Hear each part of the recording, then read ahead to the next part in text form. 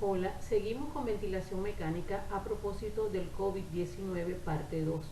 En esta oportunidad vamos a explorar algunos aspectos de los principios básicos y algo de historia en cuanto a la ventilación mecánica.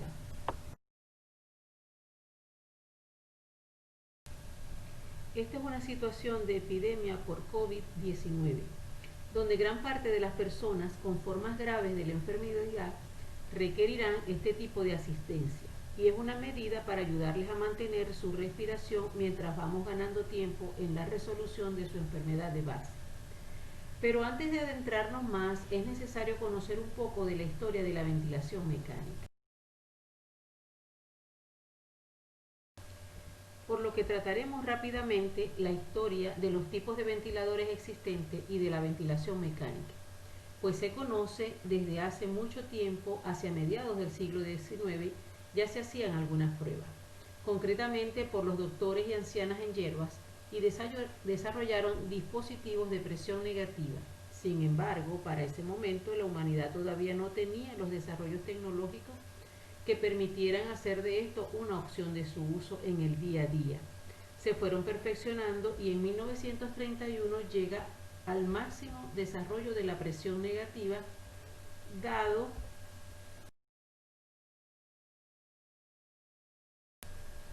fundamentalmente, tal como ahora, por la aparición de una epidemia de polio entre los años 1930 y 1940,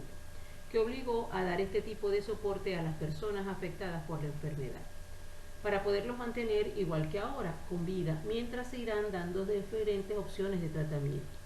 Esta es la imagen de un pulmón de acero de la época. Como pueden ver, se metía al paciente en una especie de tanque con funciones de succión para poder generar la presión negativa, y la cabeza del paciente quedaba descubierta para que pudiera realizar las funciones de toma de aire directamente por él. Evidentemente, el paciente se mantenía consciente.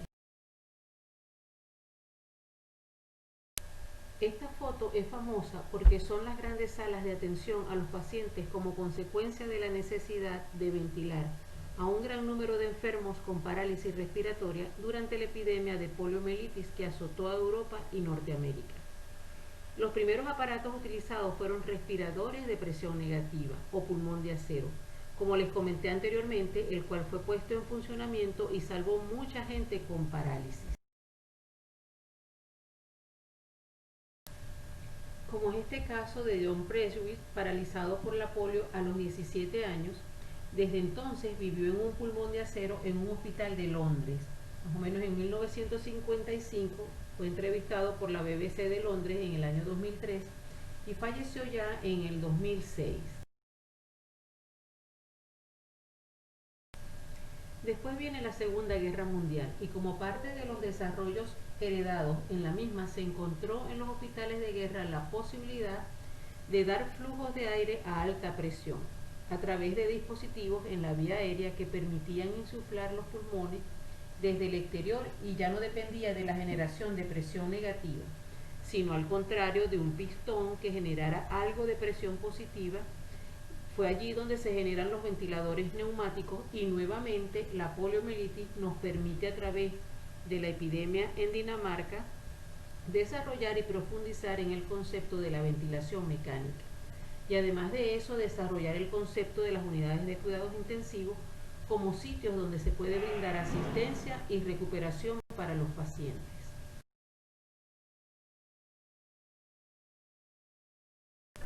En esta imagen vemos cómo es la estructura de esos ventiladores que les estoy comentando. Estructura básica, como quien dice, de un sistema de ventilación mecánica a presión positiva, que como pueden ver se necesita de un sistema de oxígeno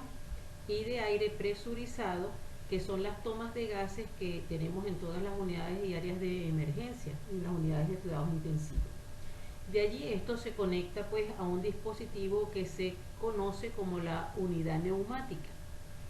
que es un sistema compuesto por un mezclador de gases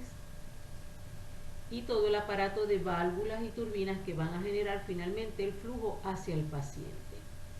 Al mismo tiempo, esto viene con una unidad de control que es un microprocesador que recibe toda la información de lo que nosotros le estamos colocando como parámetros, pero también recibe la información a través de los diferentes sensores ubicados en toda la línea aérea del paciente. Esos sensores, pues tenemos el sensor de humidificador, los sensores que están en la vía aérea de la línea inspiratoria y los sensores de la vía expiratoria. Si en el caso tal, pues de que sería la interfase de que en ese caso estaría utilizando el paciente, si sería el tubo endotraqueal. Al mismo tiempo, esa línea inspiratoria con ese humidificador que va a la vía aérea van directamente al monitor, que es el que tiene pues todos los parámetros que nosotros le hemos colocado previamente. Y la línea expiratoria, que recibe todo lo que viene del paciente hacia un puerto de gases exhalados que va a devolver a la atmósfera el aire que el paciente nos está devolviendo. ¿Okay? Eso es lo que podemos ver en grandes rasgos en esta imagen de manera gráfica.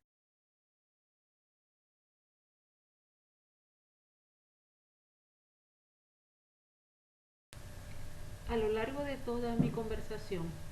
les he venido comentando que la ventilación mecánica que se está promoviendo para este paciente con COVID-19 debe ser una ventilación mecánica protectora, porque ya les he comentado, como les dije, pues en la historia y evolución de la ventilación mecánica, que se inició con una ventilación mecánica a presión negativa y ahora lo tenemos a ventilación mecánica positiva. Pero la ventilación mecánica per se va a traer algunas modificaciones dentro de esa fisiología respiratoria, trayendo algunos cambios importantes en el paciente. Por eso es importante conocer respecto al síndrome de disfunción multiorgánica, y en este diagrama pues se muestran todos estos mecanismos postulados en los cuales la ventilación mecánica contribuye a la falla multisistémica, por lo que debemos estar claros con los criterios a la hora de la conexión de la ventilación mecánica,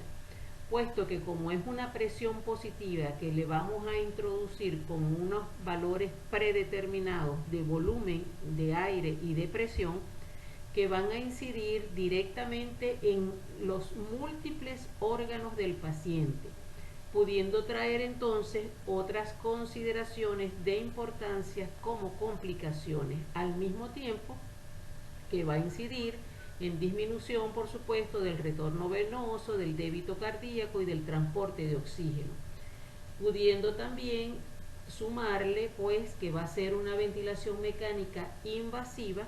y que debemos tener claro nuestro principio de no hacer daño a fin de que no compliquemos la situación con infecciones asociadas a la ventilación mecánica. Entonces es sumamente importante que nosotros manejemos bien estos criterios a fin de no ocasionar daño, que sería nuestro primer principio.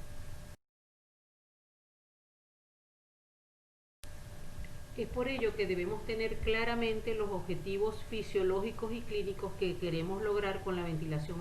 mecánica, recordando siempre que es una herramienta de apoyo a fin de evitar iatrogenia y que tenemos claros los objetivos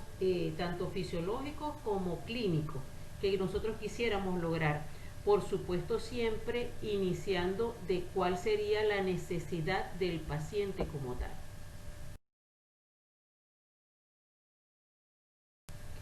Considerando lo más importante a la hora de tomar cualquier decisión es la observación continua del enfermo y su tendencia evolutiva.